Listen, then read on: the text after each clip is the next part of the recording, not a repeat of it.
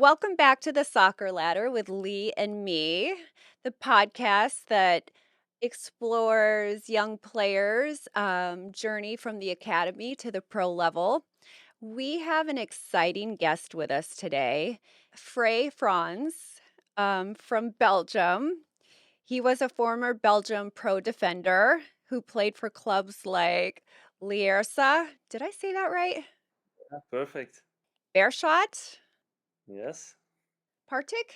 That's Scottish, so you should be, Partick Thistle. And now he's coaching at RWDM Brussels. Well, we're so excited to have you. Welcome. Thank you, guys. I'm excited to be on the podcast. Good to meet you guys. So, I have to tell everyone the world, it's a small world that we live in. Do you know Dante Van Zier? Yes, I played against him. Okay, okay. Wow. Yeah, so Dante played over with the New York Red Bulls for a short while. I did some work with the New York Red Bulls and I interviewed him a couple of different times. So, so we know Dante. Dante trained at FPD Academy with Alessio Nori. Liam went over and trained with FPD Academy. You're friends with Nori, and here we are all together. Small world. It's like a beautiful connected world. It's so small and I love it. Yeah, that's a nice thing with football, I think. You can connect with people all over the world. So, with that, let's go ahead and get started. And I think, Lee, you have the first question. Tell us about your soccer journey. So, my soccer journey.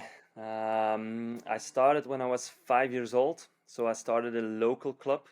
But then, like, after I think already 3 months, I was scouted by Lierse. And at that time, it was a pretty big club that had a big youth setup. And then I stayed there from 5 until 25. So at 17 years old, I made my debut for the first team in the top league. And I stayed. And then at around 25, I had a choice to stay at Lierse. But I wanted to try something new. So I went 2 years to Scotland. And after those 2 years, I went back to Lierse because, obviously it was home and it was the club I grew up with. But then after 2 years playing for them again, they went bankrupt. So they had to restart. Then I went another year to Scotland, and then I got back to Belgium, went to Beerschot, and had a great time in Beerschot. We had promotion. We played some top games in the top league against Dante Van Zer, for example. And then I think 2 years ago, I ended my career when I was 34 because obviously I had a few injuries and I tore my Achilles at the end. And I had the opportunity to join the coaching setup in Beerschot to become head coach of the B team and assistant coach in the first team. And I just took it. And then after 1 year, I went to Hasselt. And Hasselt is a special story because it's maybe like the Welcome to Wrexham. Yes. Yeah, so the doku show. So in Belgium we have the same thing, but with Hasselt. So the team I joined, they have their own TV show. So they followed us every. What? Wow. Yeah. So and it was a club who went from fourth division and they went to third division. And last year they brought me in as the first professional coach ever in their in their journey in football. So and then I think I did a really good job there. And RWDM, they scout players, they scout coaches as well. And so they bought me this summer from Hasselt, and now I'm here. Wow. That's awesome. Yeah. What a journey. So I think we went over to House Yeah, we Salt, did. right? The guys took us over to eat French fries. You have to eat French fries. But you guys know Jens as well, Jens Wolfs. Yeah. Yes. Oh my gosh. He was the head of social media in Sporting Hasselt at the club. I knew there was another connection. So yeah, he came over and he shot Liam, you playing soccer, Yeah. and I did a photo shoot with him as well. So such a nice guy. He's so cool. We're like really blessed to know all these people. Yeah. What was your debut like for Lierse at such a young age, and how did you handle the pressure?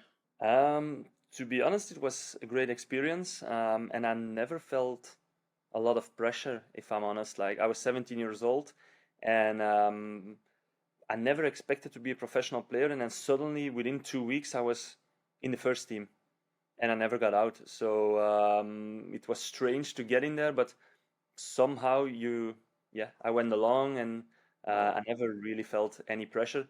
Maybe the pressure came a little bit later once you realize like, oh, this might become my job, because you're in the top league, and then yeah, you start to perform because in the beginning it's easy, nobody has expectations, but then the expectations rise, and then there is more pressure. But in general, with my debut, no pressure at all, actually. Do you feel the pressure then, like, after a couple years, like trying to hold on to like, I guess a starting spot or like staying on the team or dealing with an injury? Yeah, of course, you always feel some pressure, but I never had like a crazy pressure of like I can't perform or anything, or no, it's okay, healthy pressure. Good. Yeah. Okay. Healthy pressure. I like that. What advice do you have for academy players dreaming of making the first team? Huh. To be honest, just enjoy football, because if you fell out of love with the game, I think it's hard to reach something in the game. And try to make your own journey. Don't compare yourself with other people. I think you have your own path. Everybody's their own path, and try to follow this. If you have a plan in your head, if you have a dream, follow it. Don't compare yourself, because especially for young kids, I think some are maybe more mature at a younger age than others. Like for example, me, I think never in one of my age groups I was in the top three or the top five of the best players of the team, but probably I was one of the only one who made it through all age groups. So yeah, I think, but I never had pressure from outside, like my mom, for example, because I was always alone with my mom as well. She never put pressure on me. So yeah, that was really nice.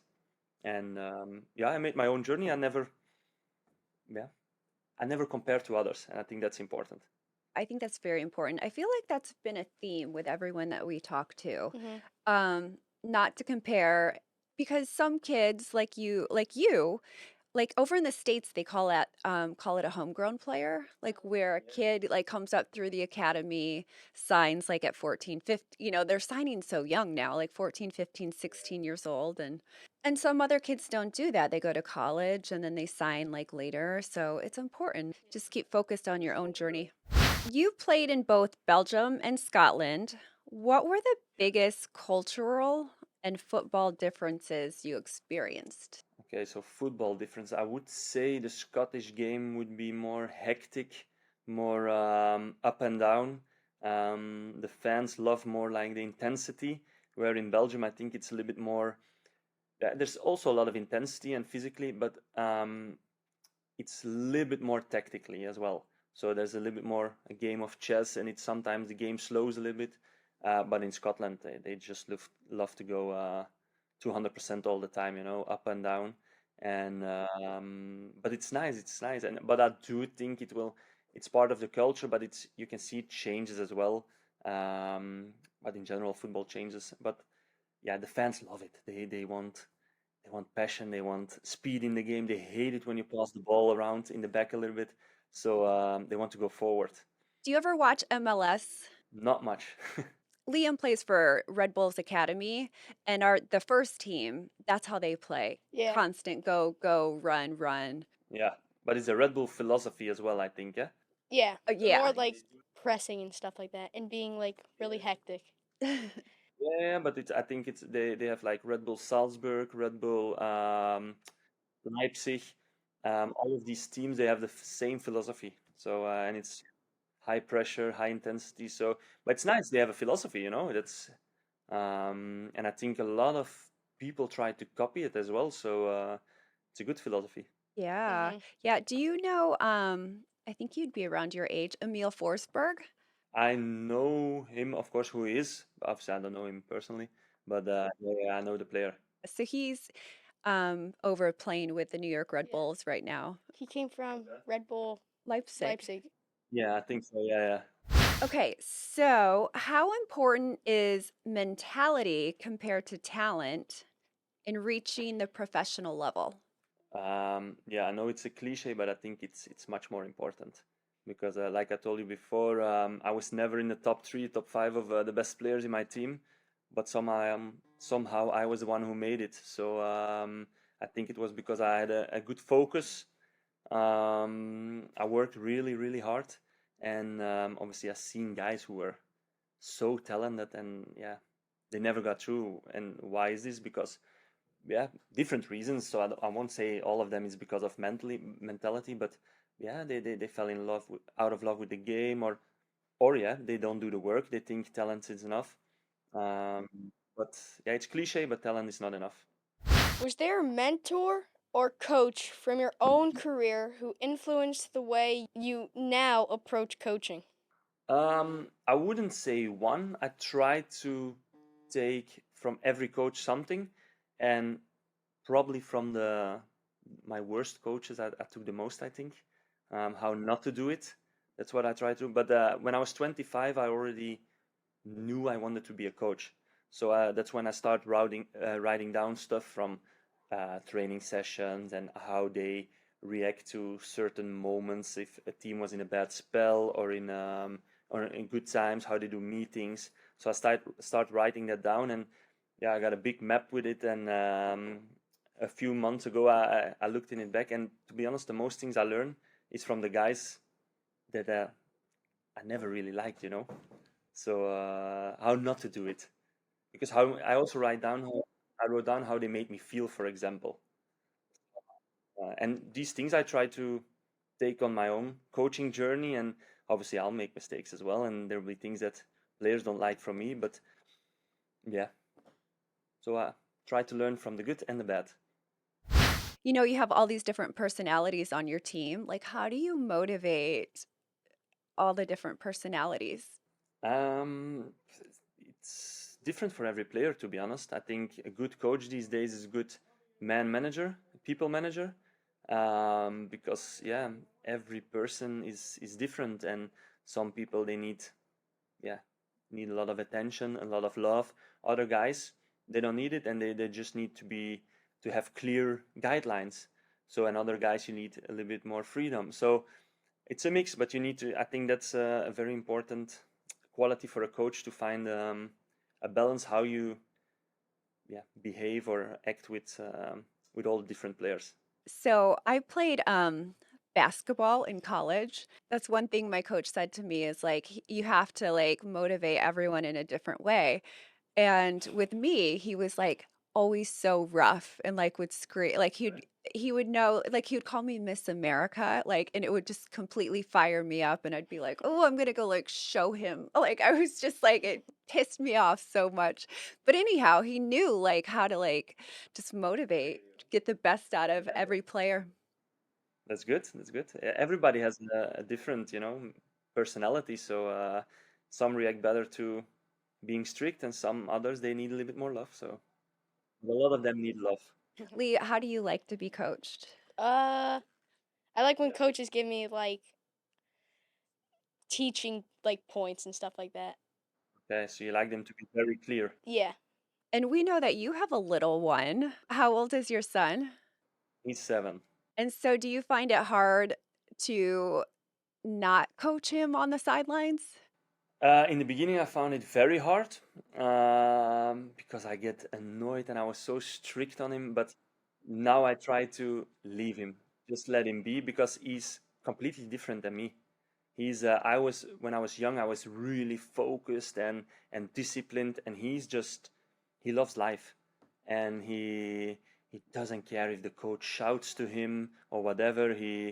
Yeah, when they criticize him, it glides off him, so he doesn't care, and he's like he starts smiling, and he does his own thing. He likes to be creative, where I was more like a defender, and yeah, I did my job, and he's more like, yeah, I do my own thing. So in the beginning, I was sometimes annoyed, but now I see it's just different. So let him be, you know. Yeah, yeah, he like shakes it off and He likes to focus on celebrating goals more than scoring the goal. He loves the show around it, and I was more. That's so funny. And then what position does he play? Striker or goalkeeper, but the last month he wants to be a goalkeeper all the time. So I think last year one of my good friends, it's Thibaut Courtois, and we went to Real Madrid. Oh, Wow. So yeah, we went to Real Madrid and we were able to see the training, go to a game, and since then it's only Courtois, Courtois. I want to be a goalkeeper, and so all the time he's in goal now. And to be honest, he does really well. So in the beginning as well, I was like, oh no, not a goalkeeper, please. But again, let him be, and he loves it. So yeah, yeah. Well, that would be a great goal coach to have. I mean, learn Thibaut from one of the Courtois. best. yeah, yeah, true, true. So yeah, yeah. So he's always like when he does a save and I have to video it, and he's like, "Send it to Thibaut Courtois, please. Send it now, Dad." I'm like, "Yeah, but I have to send every day a video to him. It's yeah, but send it again." So yeah. We got to see him play. We went to quite a few of the Club World Cup games. Oh yeah, Okay. Real Nice. Madrid. Dortmund. No. Yes, it was Dortmund. Yes, it Was was. it? Yeah. Okay, okay. What's one thing you wish you knew when you were 13 that you would share with the kids listening? I would say again, maybe do your own story, create your own path. I said it before, so it's a little bit the same again, my answer. But don't think too much about others. Focus on what you really like. Focus on um, what you think you need, and yeah, for the rest, listen to your coaches. Try to prepare well. Listen to your mom. Very important. I like that. That's no. So, um, but again, I think it's do your own journey. You'll be fine. You are you, and yeah, you'll be unique. Stemming off of that, like how important is nutrition and sleep and just taking care of your body overall? So I need to answer now like a father and to help you. Yeah, okay, okay. It's very important. You sleep a lot. You eat very healthy. You eat all your veg. No, but we're laughing now, but it's important because football these days it's very physical as well, and you need to prepare really well because obviously everybody knows the science is getting better and better, so everybody tries to do it, and I think if you don't do it, you won't make it. So I think it's important to sleep well, to eat healthy, but you're still a kid as well, so you need to enjoy as well. It's like how you say, try to do 80% really really good, and sometimes enjoy at the right moment. But it's important, especially sleep. I think it's probably one of the most underrated ones that, especially for young kids. I mean, for everybody, but yeah, you're still in your growth, or how you say this. You're still growing, so it's very important. Belgium is known for developing top talent. How does RWDM's approach to development fit into the larger picture? So yeah, what you notice now in the leagues here is that teams are scouting younger players. It's simple because obviously Belgium is a league that other leagues are looking at because there's a lot of talent. So obviously the teams also need money. So how you get money with selling players. So here at the club we have the youngest team of the league without there are four young teams in our league as well. Yeah, it's a strange situation, but so we're probably the youngest of them. I think this weekend the average age was something around 21.8 or something of the team in the game. So they focus really a lot on bringing young talent. But in RWDM, we bring them from all over the world because we have a network where the owners, it's multiple group ownership. So we have Botafogo, Lyon, and RWM, RWDM. So we bring a little bit players. For example, we got an 18-year-old from Brazil who trained with the national team of Brazil one time. So we bring in talent from everywhere, also Belgium guys, of course. We work together with the under 21s here who are very close to the first team. So I made already 3 guys made their debut under me now in the last 5 games from the youth setup. So we try to bring them in. And in general, you can see they invest a lot in everything around in the club, like very good nutrition. We have a nutritionist, we have a lot of physios, we have good doctors, everything. So the guys are treated well, and they're able to flourish here and to to develop in good players. So yeah. Nori and I chat like every day about silly, I mean, probably silly stuff, but he said, he's like, okay, next time you come visit, we're going to go watch one of your games. We'll be there to come cheer you on. But on a serious note, when we were there, we went to KRC Genk. Yeah. Great club. And unfortunately, it was right before the season Yeah. started, so we didn't get to go to a game. I think we left on the day that they played or something like Opening, that. yeah. But they're well known for developing. Yeah. I think if you look, we spoke about him already. Thibaut Courtois comes from there. Kevin De Bruyne comes from there. And there's so many, Trossard from Arsenal. And there's so many other guys who maybe less known but still have great careers come from Genk.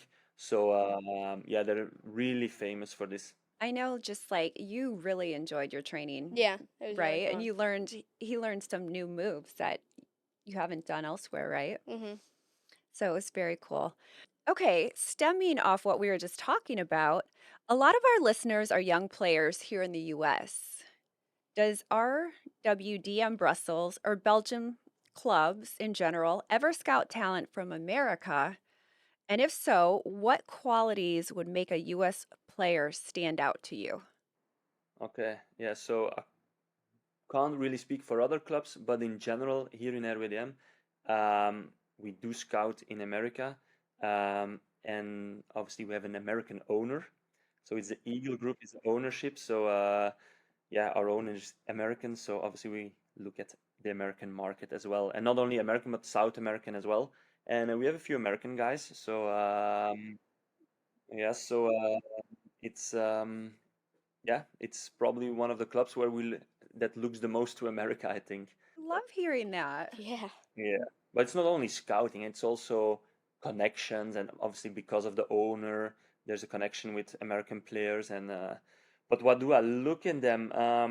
I see that most of them are mentally pretty strong guys. They have a good opinion, but they're level-headed as well, and they work hard. So for me, it's nice to have them actually. You can see they are professional. They're used to training in a professional environment, and when they come here, when you ask them something to do something, they will do it. Whereas sometimes a Belgian guy or a French guy, they're like, "Why I have to do this, coach? Why?" Really? Yeah, they're more um, do their job. Yeah, something like this. So I like it. They're nice to work with. Where are the players from that you have from America? I think one is from Florida and another one Miami. Then obviously we have two Brazilians. We have one from Uruguay. We have one from Paraguay. We have a little bit from everywhere, but and then one from Canada as well. Yeah. Okay, so I think we're like getting ready to do rapid fire questions. Yeah. Perfect. Toughest striker you've ever defended against? Lukaku. Oh wow. Favorite stadium you played in? Celtic Park. Describe your coaching style in 3 words.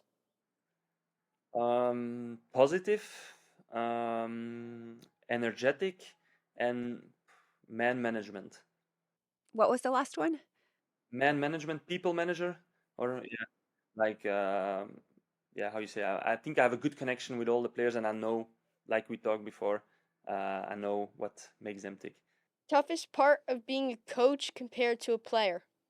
You have less control, especially during the game. So you prepare all week, but yeah, one wrong tackle, one mistake from a player can change a game, or a ball on the post or whatever. Whereas as a player, you control your own game a little bit. You're responsible for yourself, but as a coach, you have less control. It's more like you try to prepare them, but one thing can change your full game plan. Messi or Ronaldo? Messi. One young Belgian player we should keep an eye on? Yeah, I'll pick one from my team. It's Ilias Ziani. It's our captain. He's 22. Big talent. He'll go to places. I think he'll have a great career. So it's Ziani. So it's yeah. We're gonna remember that. Yeah, Maybe you'll get to meet him next trip. that'd be nice. We're in Brussels, so it's a nice trip to come over. We stayed in Brussels For 3 or 2 days. 2 or 3 days. Yeah. So Brussels and Genk, you stayed. Yes, we went up to Bruges as well and Ghent. Ghent. Yeah. Is that where Dante plays? Ghent? Yeah. Yeah, he plays in Ghent now. Yeah. Yeah, And then which we we went up weren't to- able to go to that game either. But anyhow, and then we went over to Amsterdam as well. Didn't we go to like the Lady Banu? Oh yeah. Have you ever heard of that? Lady of Banu? Lady of Benu? No, I don't know. Not to get all religious on you on this sports podcast. It's a site like with the Virgin Mary where there was supposedly like people in the town saw her. We all went down to that Yeah. and touched the holy water and all of that good stuff. So we had a wonderful trip and we plan to come back. Yeah, there's some really nice places. So you should come. It was so nice having you on with us. We look forward to meeting you in the near future. Mhm. We're going to start watching your games. Yeah. We started watching the KRC Genk games. Yes. So we're in now, the Ghent games. We have a few teams to support now in Belgium. yeah, who knew? That was not on our bingo card in 2025. true. No, it would be nice to see you guys, and maybe one day I come and visit you guys in it's New York. You are. You'll have to come out with Nori. Will do. That would be nice. Good trip with friends. Thank you so much for taking time to sit with us today. Thank you for inviting me. It was really nice, and I wish you guys the best. And hope your training goes really well. You have a great season. Awesome. Thank you. Okay, we'll talk to you soon. Bye.